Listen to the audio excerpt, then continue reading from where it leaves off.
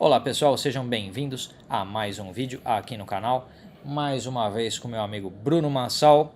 Hoje a gente vai falar das lentes Cine da Canon. Essas pequenas criaturas delicadas, leves, baratinhas, econômicas, populares.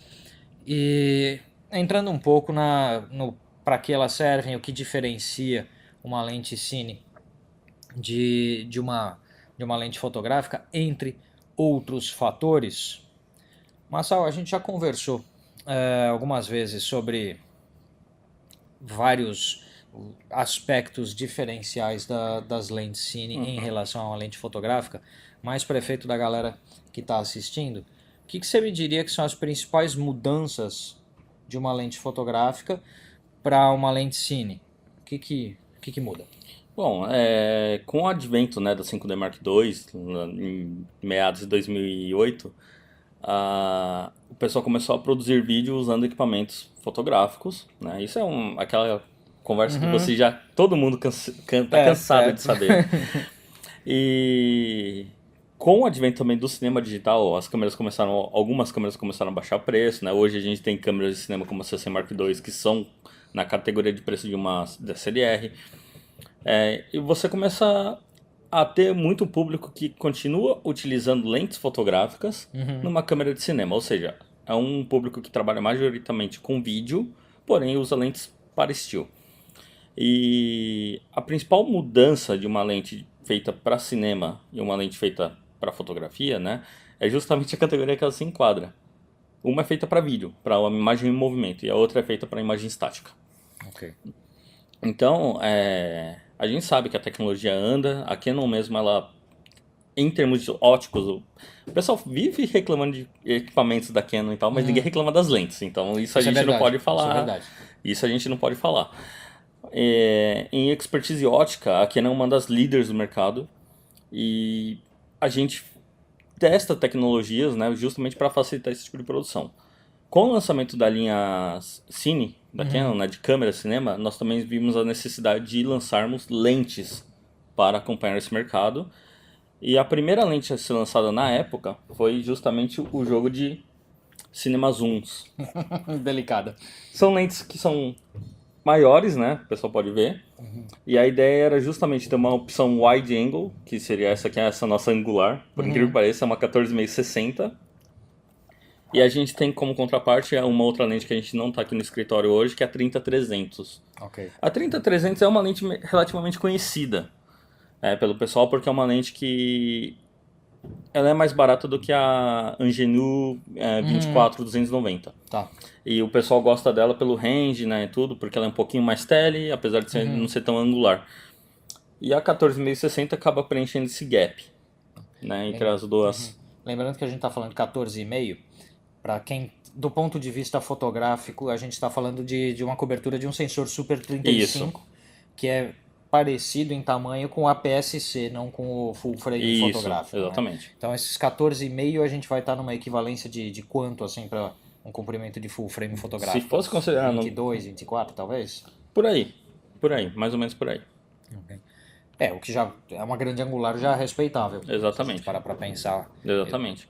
E um grande fator legal nessa linha de lentes é que elas começam em T2.95 e apesar da distância focal que é extremamente longa, né, você tem um f-drop, né, que é quando você muda a abertura, é relativamente curto. Tá. Então a 30-300, se não me falha a memória, ela só cai para T4 a partir de 270mm. Ou seja, você tem de 30 a 270mm 2.95 e de 270 a 300 T4. O que, convenhamos, né? É ótimo.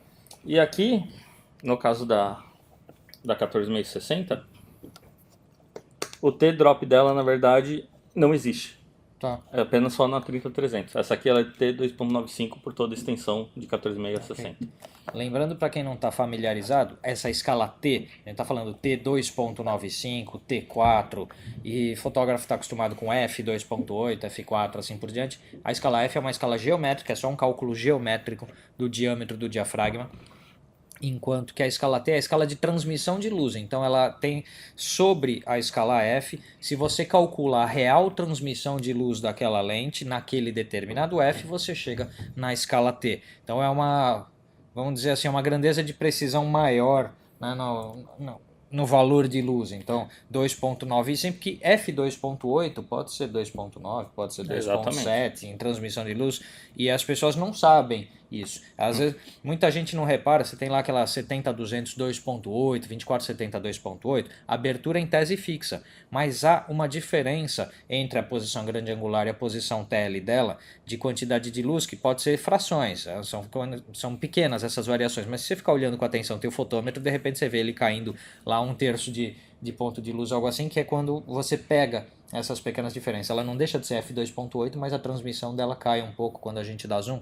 Muitas lentes no mercado tem isso. E aqui a gente já está falando o quê? De uma construção bem mais precisa que mantém essa transmissão de luz ao longo do zoom, né? Exatamente. Uma coisa que é muito importante quando a gente usa escala T é quando você está numa produção maior, quando o diretor de fotografia monta uma luz, ele sabe o quanto está entrando de luz naquela imagem. Então ele precisa saber quanto de luz que a lente vai transmitir até o sensor. Então quando você trabalha numa escala F, por exemplo, você pega uma lente de uma marca A e uma lente de uma marca B, que são em F, elas podem ter o F iguais, né? Porém, o T-stop ser diferente, você não tem como medir no set. E aí você não sabe, tá, essa aqui eu sei que é 2.8, mas eu não sei qual que é o T dela. E aí você vai montar uma luz para aquilo, daí quando você troca a lente fica estourado ou fica mais escuro. Você não pode correr esse risco num set maior. E uma coisa que também é, assim, não só dessa lente em específico, né, que a gente chama de cinema zoom, mas de outras lentes que são zoom feitas para vídeo, né, especificamente para vídeo, é que quando você dá o zoom na lente, numa lente still você perde o foco. E numa lente de cine você não perde.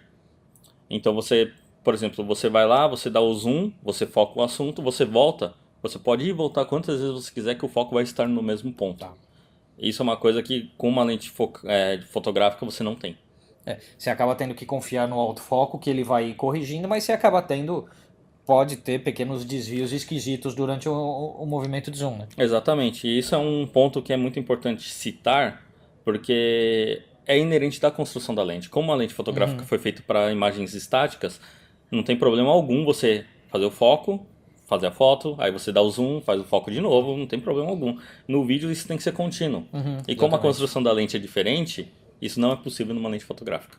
Maravilha. O que mais que a gente tem aí? Tem uns brinquedos pequenos aí, o que mais que a gente tem? Então, a gente foi lançado junto, né, com a nossa linha de cinema zoom, as nossas primes, né, a gente tem aqui a 85 e a 50, que são lentes que, como a gente pode dizer, são as lentes baseadas na série L, né, de fotográficas, com um rehousing e melhorias óticas, específicas para vídeo. Uma coisa que o pessoal costuma reclamar muito de lente fotográfica fixa é sobre o famoso focus breathing, que é aquele respiro de foco. Que quando ela dá uma pequena mudança no comprimento focal, de certa forma, enquanto você focaliza, né? Dependendo da distância focal que você tem e da abertura que você estiver usando, parece que você está dando zoom, na verdade, na imagem, ao invés de você estar mudando o foco. E essas lentes elas foram repaginadas justamente para reduzir esse respiro de foco, ao mesmo tempo que você tem um coating que foi melhorado para produções cinematográficas. Então você tem uma reprodução de cor um pouco mais natural, ela não tem tanto contraste quanto uma lente fotográfica, isso é muito bom, especialmente para quem usa câmeras que tem perfil de log. E isso vale para todas as lentes de cinema também. Maravilha. Eu reparei aqui que ela é T1.3. De certa forma, deve ser uma derivação de projeto óptico da 50mm f1.2. Exatamente. E aí a gente tem na transmissão de luz 1.3. No Exatamente. Caso aqui, a 85 também é baseada na 85.2. T1.3. Hoje o kit Prime que a gente tem são 7 lentes, né? Começa em 14, que é baseada na 14 2.8, é a 14T 3.1. Temos uma nova que não é baseada em nenhuma lente fotográfica, que é a 20mm T1.5. Tá. Tem a 24mm T1.5, 35mm T1.5, a 50 T1.3, 85 T1.3 e acima delas tem a 135 T2.2. É um kit respeitável. de lentes óticas. Eu estava pensando aqui num possível uso fora de cine e vídeo, que é o seguinte. Em produção publicitária de produto de alto nível, uma técnica que a gente usa muito é o focus stacking, né? Você Sim, ter várias fotos em focalizações distintas para mesclar e ampliar a profundidade de campo. Quando usar uma tilt shift não é desejável por causa do tipo de aberração, vamos chamar assim, de sim. profundidade de campo que ela gera, o focus stacking é uma técnica excelente para pensar em fotografia de produto para publicidade. Por outro lado, quando eu faço focus stacking lá com a 5DSR, por exemplo, com qualquer das lentes fotográficas, eu também tenho que lidar na hora que eu vou montar essas imagens com o fato de que eu tenho uma diferença de magnificação por causa do lens briefing. E se eu pensar numa produção publicitária de fotografia, mas não de vídeo e de alto nível que tem orçamento, isso aqui resolve terrivelmente esse problema. Exatamente.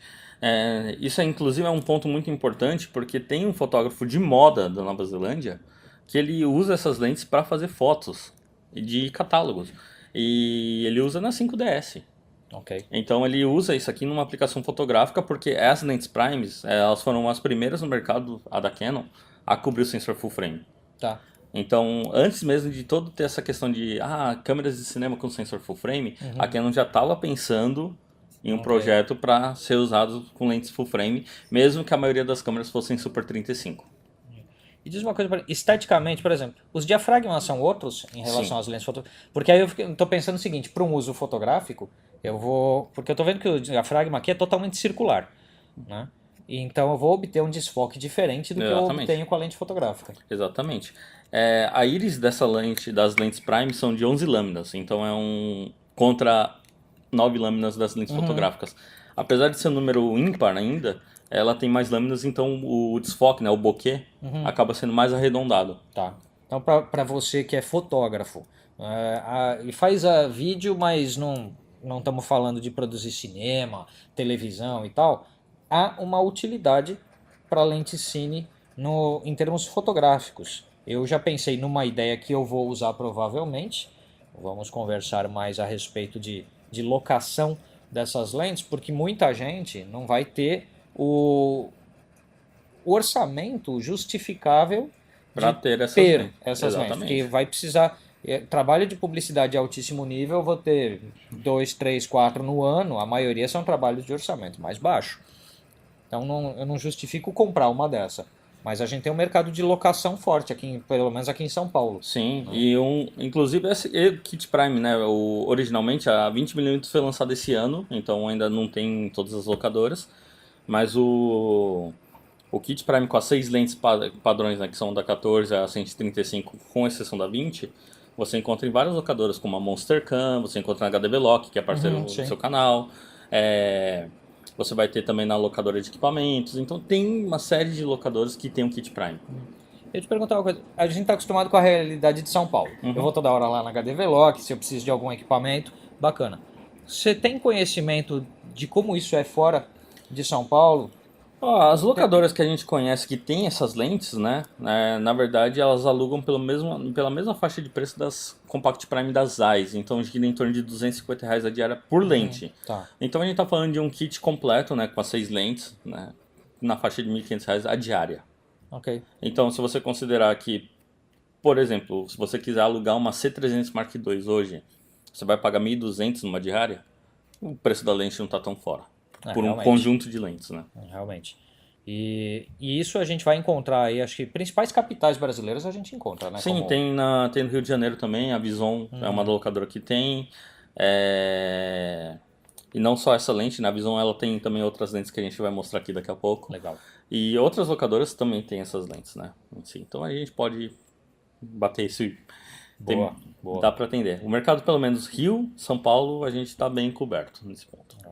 Você que quer empreender um negócio em fotografia ou vídeo e não é de Rio e São Paulo, BH, Brasília, Recife, Cara, empreende um negócio em locação de lentes, cara. Tem demanda e eu acho que tem espaço de mercado. Sim, se a com gente parar certeza. pra pensar. Quando a gente fala em pessoal ser empreendedor, não é só ser fotógrafo e ser cinegrafista. O pessoal pode abrir negócios atrelados à área e que tem chance de ser mais rentáveis do que o Exatamente. próprio negócio de fotografia e de vídeo, né? Exatamente. E não só isso, às vezes você pode abrir uma locadora para ser um negócio um pouco mais de renda mais fixa enquanto você trabalha. Ah, E aí, como você tem a locadora, você pode, inclusive, usar os equipamentos da sua locadora, já que a locadora é sua. exatamente. Aliás, boa parte de todo mundo que eu conheci no mercado, que é dono de locadora, geralmente é uma produtora de vídeo que foi comprando seus equipamentos Equipamentos, e à exatamente. medida em que ele teve momentos ociosos desse equipamento, começou a alugar. A Exatamente. história de boa parte das locadoras é A essa. Visão é um belo caso. Eles são, na verdade, uma produtora audiovisual, trabalham com música, com produtos de TV também.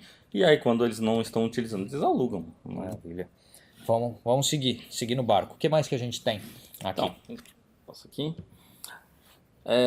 Aí a gente trouxe também uma lente que é novidade, né, no mercado.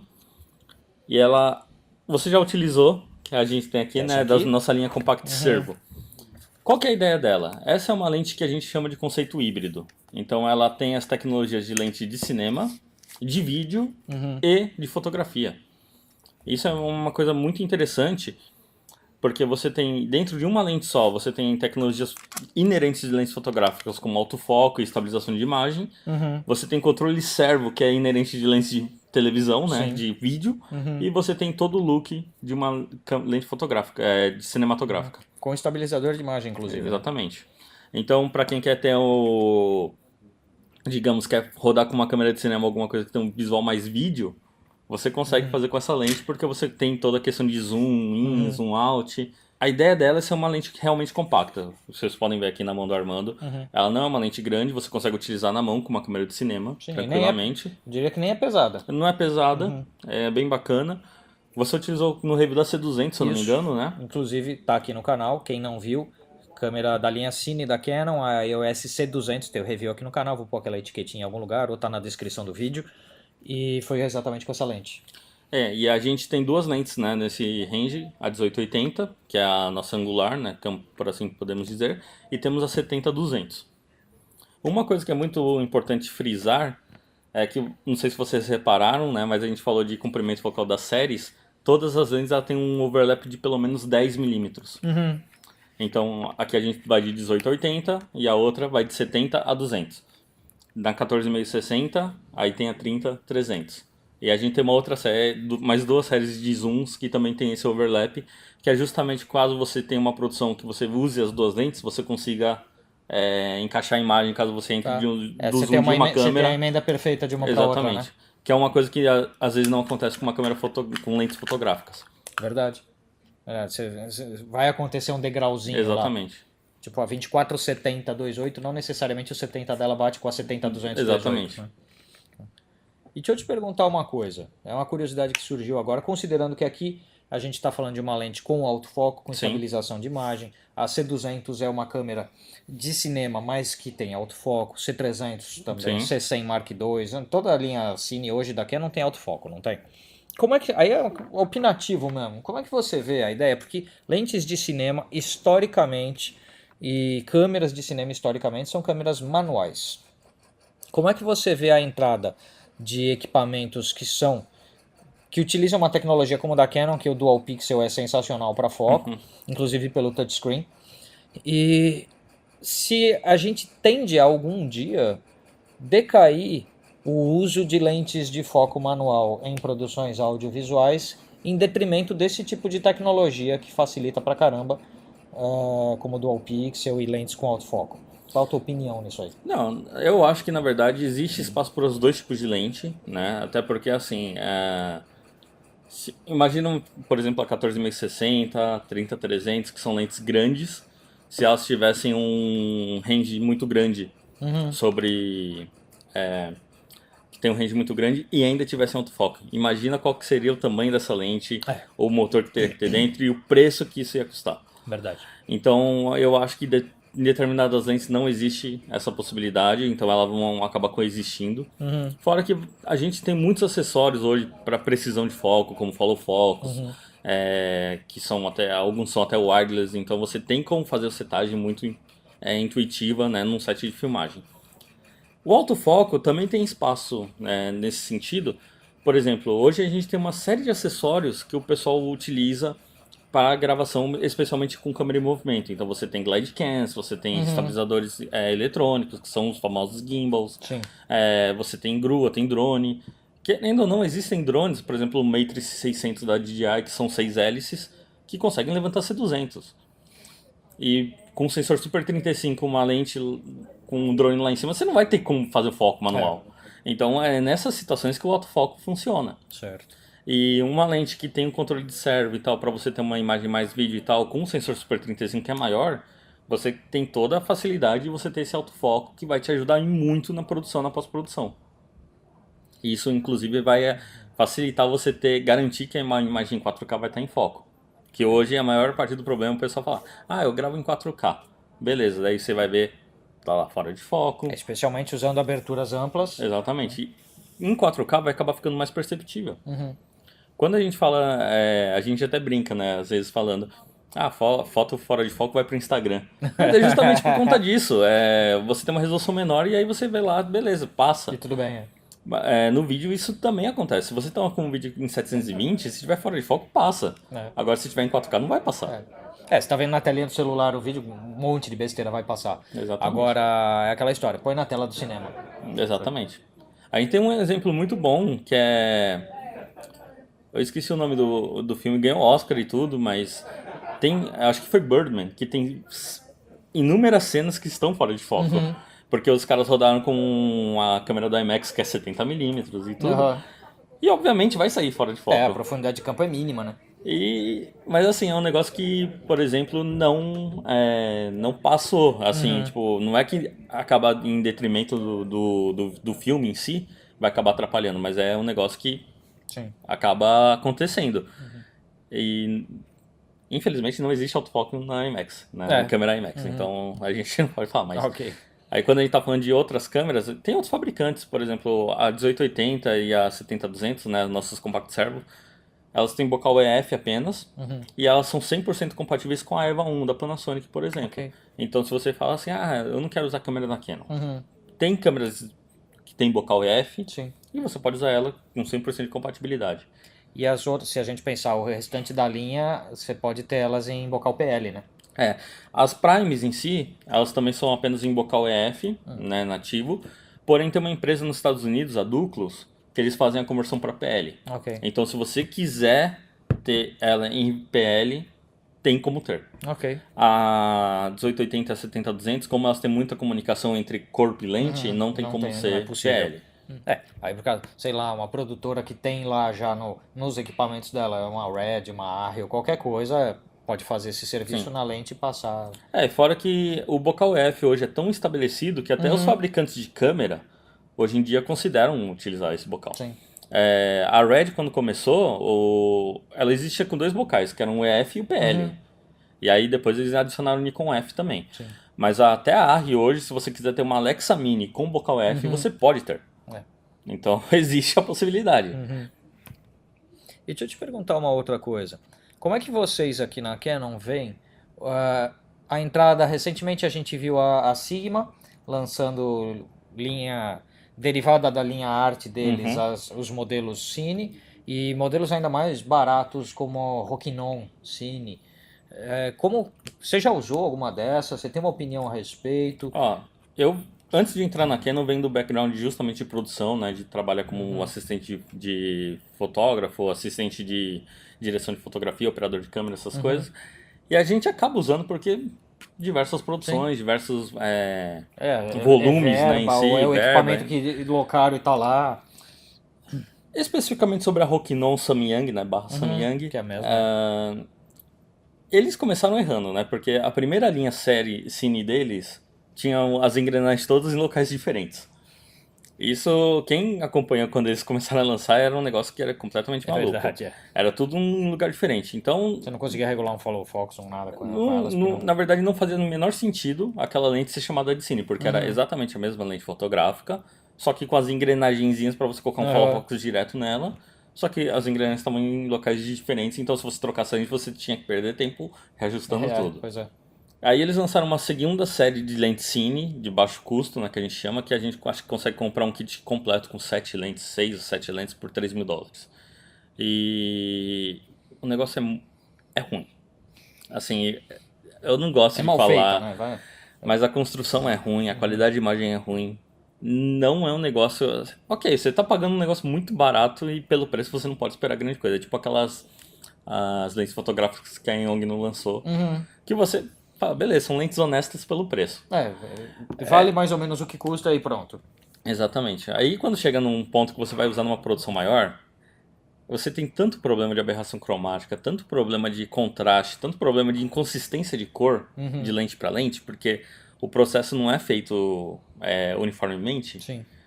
que sinceramente não vale. Não vale o trabalho de você ter essas lentes para... Aí você vai falar, pô, mas eu não tenho dinheiro para ter um kit mais caro e tal. Daí começa a subir a escala. Sim. Particularmente, eu acho que compensa muito mais você ter um set de lentes EF fotográficas de maior qualidade do que ter as lentes de cinema. Que pelo menos a cor delas todas vai bater e assim por Exatamente. diante, né? Da Rokinon, do que ter esse kit de cine da Rokinon. Mas eles têm essa questão de ter pego, né, o feedback de usuários que reclamaram muito disso, porque isso é uma coisa que tem reclamação torto e rodo. Sim. E lançaram aquela série Zin deles, que é uma série um pouco mais high-end, as lentes já são mais próximas do tamanho das nossas de cinema também, e o preço é igual, é tipo quase a mesma faixa de preço. Mas são lentes um pouco melhores já. Essas lentes eu nunca tive a oportunidade de usar, porque eu acho que ninguém teve coragem de comprar em nenhuma locadora aqui no Brasil. Eu não vi nenhuma ainda. E o mesmo vale para Sigma. Todo mundo fala da série arte fotográfica e tal, e uma coisa que eu mencionei aqui, né, no vídeo sobre a construção das nossas lentes cine, as fixas pelo menos, que são baseadas nas lentes fotográficas, a gente não nega isso, porém elas foram todas reformuladas para diminuir respiro de foco e coisa do tipo. A Sigma não fez isso, ela simplesmente pegou a ótica da lente fotográfica e colocou num housing cinema. Housing, né? Tanto que tem um negócio muito louco, vocês podem procurar no YouTube, eu não vou nem falar. Se eu achar, eu coloco na descrição do vídeo. Procurem por 50-100 1.8, aliás, 50-100 Sigma Cine Focus Breathing. Tá. Para vocês verem como o respiro de foco dessa lente é extremamente absurdo. Ok. E a gente até tem alguns grupos do Facebook, a gente tava comentando sobre isso esses dias, e o pessoal não tava assim incrédulo, porque a gente jogou o vídeo lá e o pessoal ficou, nossa, como assim? Porque realmente você tá lá, a lente tá em 50, parece que você tá dando uns 1,70. Ok. Quase. É muita coisa. É muita coisa. E vale dizer assim, tem uma coisa que é importante, não é que a gente está falando mal do equipamento que alguém tenha, eu sempre estou tomando esse cuidado, tem um pessoal que acha que é pessoal, Sim. né? A galera acha que a gente está querendo ofender alguém, não é.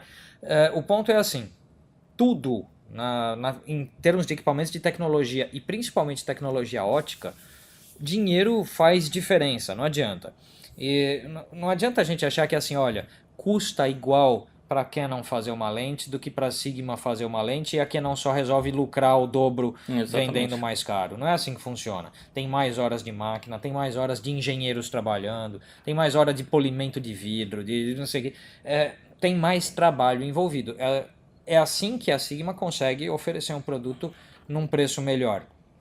E que tem um público porque vamos pensar assim, putz, a minha verba, se eu me esforçar um pouco, eu alcanço a linha arte da Sigma, mas eu não alcanço a linha Cine da Canon. Exato. É melhor do que a Rokinon, bacana, já vou produzir com uma qualidade mais digna, mas não vou dizer que se compara com sei lá, nem com linha Cine da Canon, nem com Prime da Arri, por exemplo. Então, isso é um ponto que eu acho que é até importante frisar, porque a gente é da Canon e o pessoal fala, pô, mas o kit da Canon já é caro.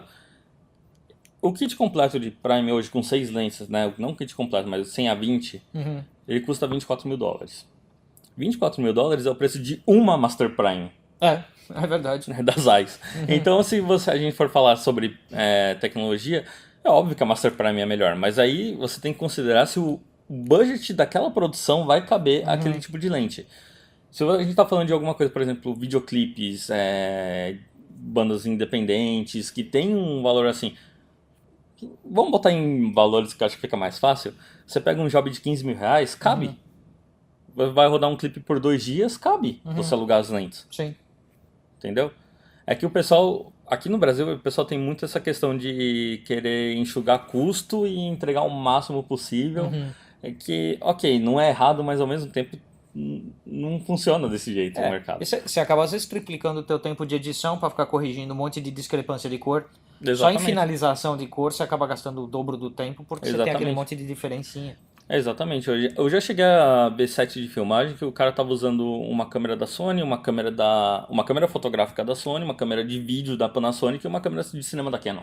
Eu já vi coisa parecida. E aí você vai lá e você fica se Você olha pra perguntando. isso e fica com pena de editor na hora. Exato. E aí você fica, tá, ok, você tá usando 3 câmeras de 3 categorias diferentes, de 3 marcas diferentes.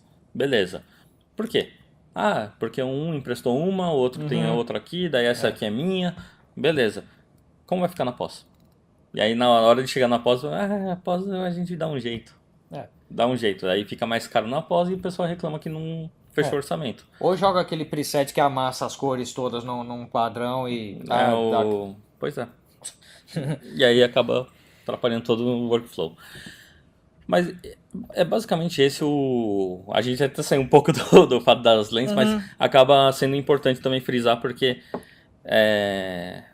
tem categoria de lente para todo mundo. Sim. Eu acho que assim, se você é uma produtora menorzinha e não quer usar lentes fotográficas, você pode ir para uma lente de cinema um pouco mais em conta, mas não vai esperando que você vai conseguir cobrir coisas que orçamentos maiores vão necessitar. Maravilha. Cara, eu acho que a gente cumpre com uma ideia bacana aqui.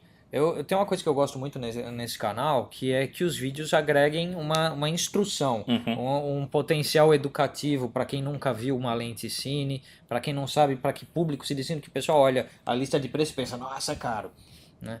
Eu acho que deu para ter um patamar bacana, para quem nunca tinha visto uma, passou a ter uma noção importante, para quem já é do mercado e conhece os produtos e entender também diferenças que são importantes. Eu acho que a gente, nesse vídeo, conseguiu construir uma informação bacana e só por isso te agradeço demais o tempo dedicado aqui. Tem mais alguma lente que você queira dar um destaque? Tem as duas últimas linhas de lente, né, que a gente tem.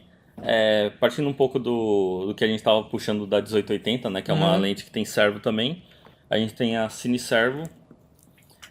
17120. Exatamente. A Cine Servo é uma lente um pouco mais, como a gente pode dizer, cinematográfica mesmo, né? Em termos de... Mas ela tem um visual mais Eng também.